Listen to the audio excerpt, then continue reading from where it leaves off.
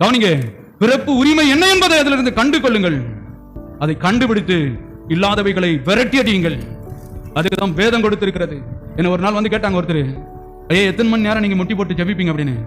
எத்தனை மணி நேரம் முட்டி போறதுல? கர்த்தருடைய வேதத்தில் இரவும் பகலோ தியானமா இருந்து கொண்டிருக்கிறோம். பாக்கியமான வாழ்வு வாழ்வதற்காக முட்டி போடுறது கிடையாது, கை தட்டுறது கிடையாது, ஆவில நிரம்புறது கிடையாது, அந்த ஜபத்தில் இந்த ஜபத்தில் கலந்து கொள்வது கிடையாது. இரவும் பகலும் என்னுடைய மேன்மை என்ன, வெற்றி என்ன, உயர்வு என்ன, என்ன பெருக்கம் என்ன கண்டுபிடிக்க வேண்டும். வேதத்திலிருந்து கண்டுபிடித்து பிசாசை அடித்து விரட்டுவதுதான் கிறிஸ்துவ வாழ்க்கை. காலையில் ஒரு பாட்டு பண்ண பாருங்க.